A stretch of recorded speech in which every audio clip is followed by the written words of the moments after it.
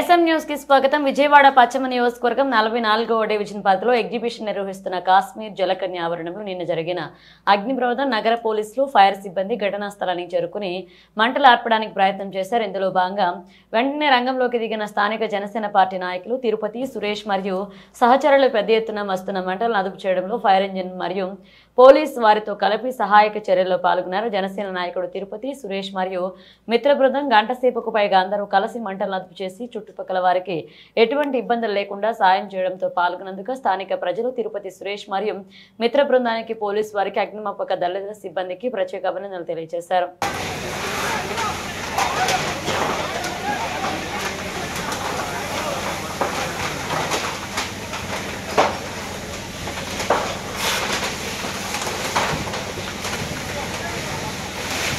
రావాలి ఇక్కడ నుంచి కొట్లు బంద్ అయిపోతాయి.